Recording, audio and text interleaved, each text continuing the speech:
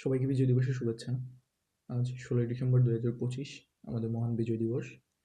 বিজয় দিবস উপলক্ষে আসলে কিছু কথা না বললেই নয়। আমাদের ৩০ লক্ষ প্রাণের বিনিময়ে এই স্বাধীনতা, বহু মা বোনের ইজ্জতের বিনিময়ে, তাদের লড়াইয়ের বিনিময়ে, তাদের স্বামী সন্তান হারানোর বিনিময়ে এই স্বাধীনতা। এই স্বাধীনতার পরেও আমাদের কিছু বিতর্ক থেকে গেছে। এটা আমাদের জাতি হিসেবে দুর্ভাগ্য। এই যে আমরা স্বাধীনতার একটা ভালো ইতিহাস, সর্বগ্রহণযোগ্য ইতিহাস আমরা রচনা করতে পারি নাই, বা এমন একটি ইতিহাস আমাদের রচিত হয় নাই যেটাতে আমরা সবাই এক বাক্যে স্বীকার করে নেব যে এই ইতিহাসকে।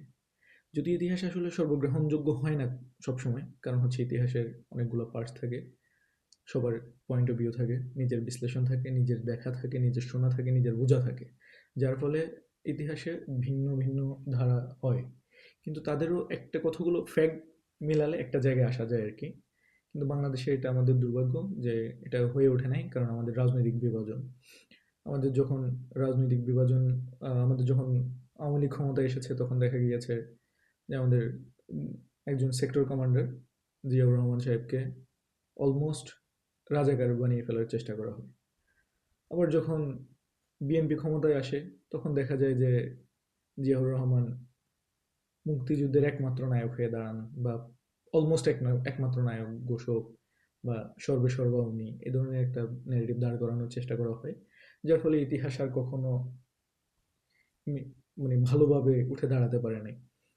রাজনৈতিক নিপীড়ন আছে, কেউ যদি ভালো ইতিহাস লিখতে যায় তাকে রাজনৈতিক নিপীড়নেরও শিকার হতে হয়, হয়তো বা এই ধরনের কারণেও বাংলাদেশে কখনো ভালো ইতিহাস তৈরি হয় নাই। এটা আমাদের জাতি হিসেবে দুর্ভাগ্য যে আমাদের এটা হয়ে ওঠে নাই। তারপরেও কিছু কথা, যে যখন আমাদের এই ইতিহাস গড়ে ওঠে নাই, এরপরেও আমরা কি আসলে কিছু ধরনের প্রশ্ন কি তুলতে পারি কিনা, যে আমাদের এই স্বাধীনতা কি আসলে কোনো ষড়যন্ত্রের অংশ ছিল কিনা। তো আমি দুইটা বই নিয়ে আসলে কথা বলবো, আমার মূল কথা এই দুইটা বই নিয়ে।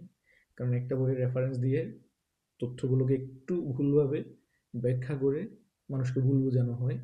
এবং যেহেতু বাংলাদেশে একটা পন্থা আছে যারা এখনো মনে করে যে বাংলাদেশের স্বাধীনতাটা আসলে ঠিক ছিল না, বা উচিত হয় নাই, বা এটা হচ্ছে ভারতের ষড়যন্ত্র ছিল, তাদেরই ওই বইটা পছন্দের। যদিও ওই লেখক, ওই বইয়ের লেখক, আমি মূলত বইটার কথা বলছি, সেটা হচ্ছে মেজর জলিলের।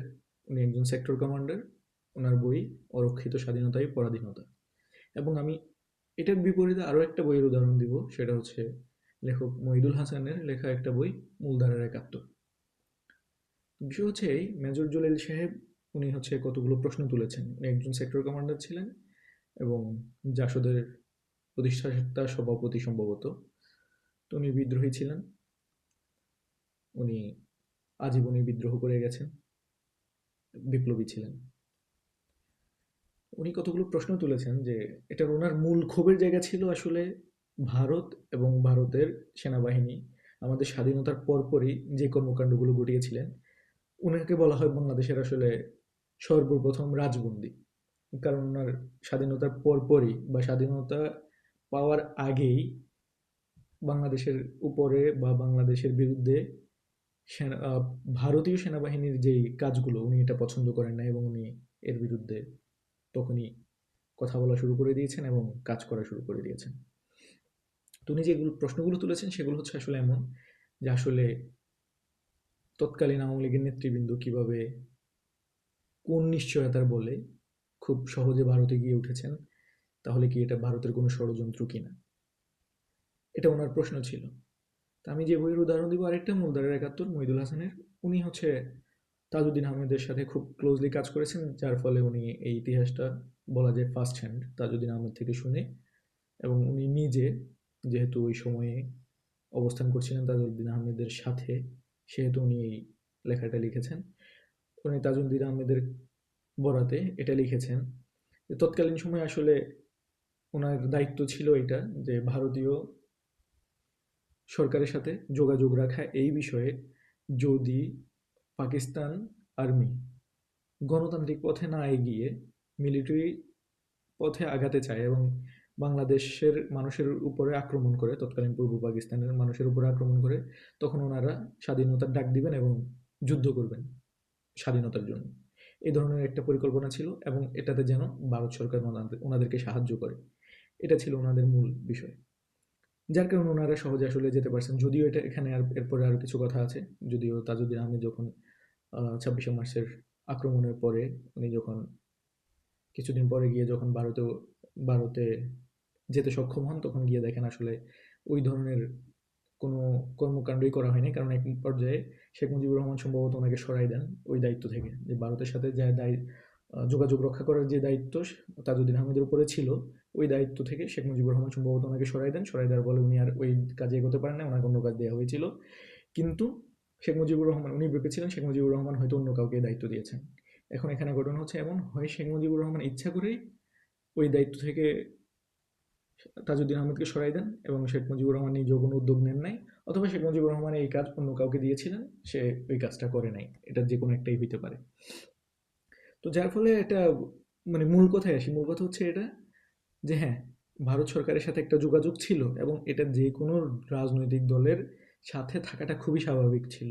যদি তারা জীবনের হুমকি অনুভব করে এবং দেশের মানুষ যদি হুমকিতে চলে আসে, জীবন নাশের জায়গায় চলে আসে, তখন তারা ওখানে গিয়ে উঠবে এবং ওখান থেকে যুদ্ধ পরিচালনা করবে। এই ধরনের একটা বিষয় ছিল অ্যাকর্ডিং টু মূলধারার ৭১। আমি আমার কোনো কথা বলছি না এটা। তো আমার মত হচ্ছে এখানে এটা, যে যেই প্রশ্নগুলো মেজর জলিল ওনার বইতে তুলেছিলেন, ওই প্রশ্নগুলোর উত্তর এখানে পাওয়া যায়। এইটা নিয়ে এখন যেটা করা হচ্ছে যে না, মেজর জলিল বলেছিলেন এটা সম্পূর্ণভাবে ভারতের ষড়যন্ত্র ছিল, না, এটা উনি কখনো বলেননি। উনি বরঞ্চ বলেছেন এটা যে আমাদের স্বাধীনতা, বাংলাদেশের যে স্বাধীনতা, এটা বাংলাদেশের মানুষই অর্জন করতে পারতো খুব অল্প কিছুদিনের মধ্যে। হয়তো আমাদের আরো ২ মাস সময় বেশি লাগতো, কিন্তু উনি চান নাই যে ভারতের সেনাবাহিনীর হস্তক্ষেপ করা হোক, মানে সেনাবাহিনী বাংলাদেশে পাঠানো হোক যাতে পাকিস্তানের বিরুদ্ধে যুদ্ধ করা হয়। উনি এটা চান নাই। উনি চেয়েছেন আমাদের যুদ্ধ আমরাই করব। ভারত যে সাহায্যগুলো আমাদেরকে করছে, আমাদের অভিবাসীদেরকে জায়গা দিয়ে, আমাদের আশ্রয় প্রার্থীদেরকে জায়গা দিয়ে এবং আমাদেরকে অস্ত্র ট্রেনিং দিয়ে, এটাই আমাদের জন্য যথেষ্ট। আমরা চাই না ভারতের কোনো সৈন্য বাংলাদেশে ঢুকুক বা পূর্ব পাকিস্তানে ঢুকে আমাদের জন্য যুদ্ধ করুক। এটা আমরা চাই না।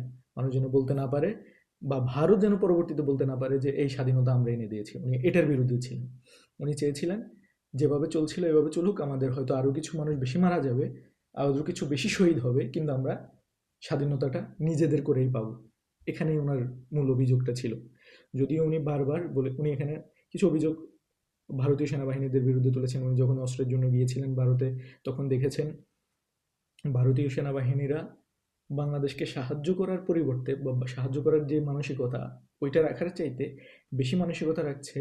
উনি যেহেতু একজন তৎকালীন সময়ে পাকিস্তানের সেনাবাহিনী ছিলেন, সেনা সদস্য ছিলেন, সেহেতু ওনার থেকে পাকিস্তানি সেনাবাহিনীর যে দুর্বলতা, ওগুলো জানার ক্ষেত্রে ওরা ভারতীয় সেনাবাহিনীরা বেশি আগ্রহী ছিল। এটা ওনার ভালো লাগে না, উনি এটাও উল্লেখ করেছেন। কিন্তু অ্যাট দ্য সেম টাইম উনি এইটা উল্লেখ করেছেন ভারতীয় যে সাধারণ মানুষ, তারা কতটা আন্তরিক ছিল, কতটা মানবিক ছিল বাংলাদেশের মানুষদেরকে সাহায্য করার ক্ষেত্রে এবং তাদেরকে জায়গা দেওয়ার ক্ষেত্রে। তাদের যেই প্রয়োজনীয়, নিত্যদিনের প্রয়োজনীয়, নিজেদের কষ্ট করেও অন্য আমাদের বাংলাদেশের মানুষদেরকে সাহায্য করার ক্ষেত্রে ভারতীয় মানুষগুলো কত বেশি মানবিক ছিলেন, কলকাতার মানুষরা, এটা উনি উল্লেখ করেছেন। তো এখানে আসলে ষড়যন্ত্র তত্ত্ব আনার কোনো দরকার নেই। এটা হচ্ছে আমার মূল পয়েন্ট। আমি এটাই বলতে গিয়েছিলাম যে হচ্ছে আমাদের যেই ষড়যন্ত্র তত্ত্ব আনা হয়, এটা আসলে টিকে না। বা ভারত চাইতে পারে বা পাকিস্তানকে ২ টুকরা করে দিতে, এটা ভারতের লাভ ছিল। অ্যাট দ্য সেম টাইম বাংলাদেশের লাভ ছিল, বাংলাদেশ একটা অলমোস্ট উপনিবেশিক কায়দা থেকে বাঁচার জন্য। যেহেতু পাকিস্তান আর্মি এক গণতন্ত্রের পথে না এগিয়ে একটা স্বৈরতন্ত্রের দিকে যাচ্ছিল, বাংলাদেশ ওটা মেনে নেয়নি। বাংলাদেশ আজও মেনে নেয়নি। বাংলাদেশ ২০২৪-এও শেখ হাসিনার স্বৈরতন্ত্র মেনে নেয় নাই, যার ফলে ওটাও তাড়াইতে হয়েছে জীবন দিয়ে। অতএব বাংলার রক্তে এটা মিশে গেছে। বাঙালি বিদ্রোহী, তারা বলে উঠবেই আমি চিরবিদ্রোহী বীর, বিশ্ব ছাড়াই উঠিয়াছি একা, চির উন্নত শির।